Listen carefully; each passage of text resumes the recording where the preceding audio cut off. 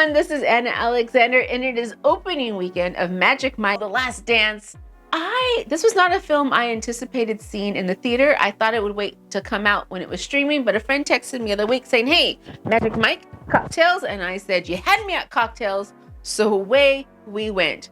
Now, okay, is this a film that you want to risk the diseases that we have in this world to see? Do you want to spend your money? Also, question 2, will you be entertained? The answer to both of those is maybe. Here's the thing. You want to see this with friends. Close friends that you're just gonna go and have a good time with. Will you be entertained? Yes. Will you get a movie and a story with plot and character development and witty dialogue? No. Let's make no mistake whatsoever.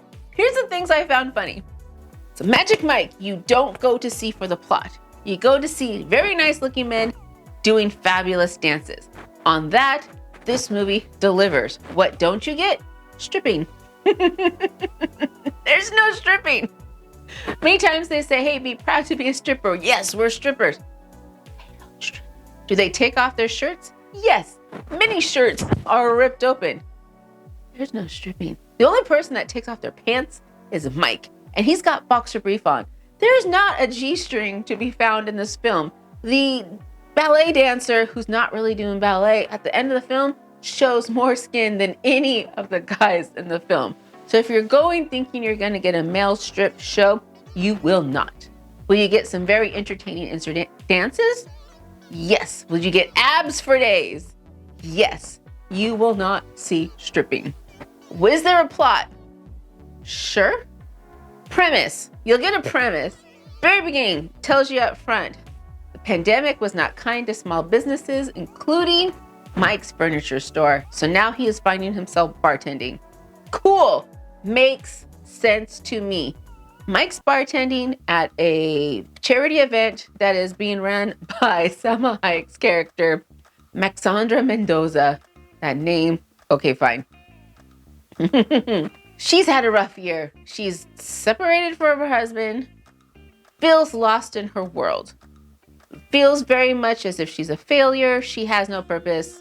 People are laughing at her, feeling bad for her. So she sees Mike, nice guy. Here's he was a dancer, stripper. So she hires him for a night of what exactly? Not 100% sure.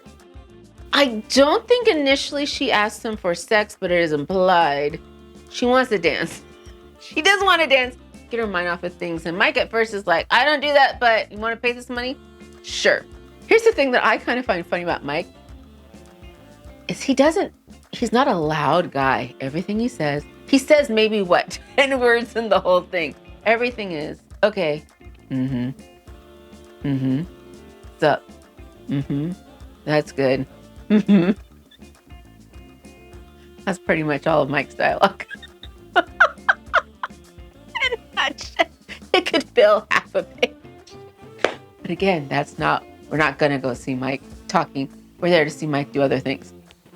Anywho, but the dance he gives her is so transformative. Her life has been changed. She asks him to go with her to London for a job. They know each other all of 10 seconds. She doesn't tell him what the job is, but he goes. Why? Because it's Salma Hayek and she has money. That's why he goes. She has a theater. Please direct a show for me. Go. That's pretty much the hotel of the movies them putting together a show. Why? I don't know. I don't think anyone knows. No one's 100% sure why they're doing the show, but they're doing the show, hence the dancing, and that's what's entertaining. The character of Max herself, she's an energy vampire, just all over the place as she's trying to find out who she really is post-separation. If she was a real person I had to deal with, exhausting. And I feel as if a scene or two was missed. Something was missed between people indulging her and then people wanting to support her.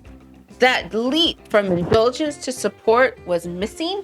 I don't know why people wanted to root for her or help her on her journey. Mike and her daughter, most importantly, are the two ones in there. Her daughter went from just accepting like her mother's basket case to wanting to support her mother's endeavors, and there's no explanation as to why. But again, we're not there for the movie, for the plot, so we just roll with it. Sure.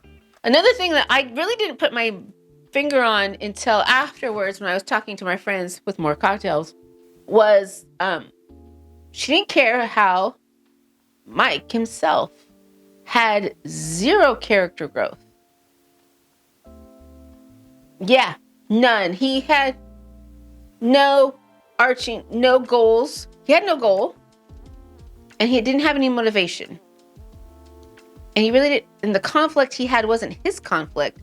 It was all Max's conflict. So really, this is a film solely about Max, and Mike is just there as a plot device. But I guess you can't call it manic Maxandra. So yeah, because like in movie one, I enjoyed movie one because he was a dancer, but his whole journey was, that's not only what he is. He wants to be another person. He wants to be a better person. There was more to him than his gyrating hips. And that was his character arc in movie one. This movie, he has no character. He's just there to help Max find herself. And I guess she does.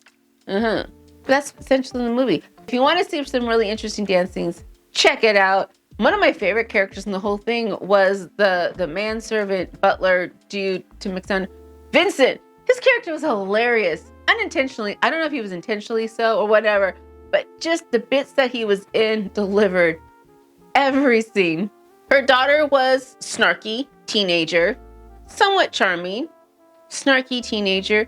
Again, my favorite scene was they needed to get, I don't even know what her job was, but they needed a city official to sign off on the changes they made to that theater so they can have their show. And it was a woman, Dower, who just rejects everything. So they try to find out, what does she want? What does she desire?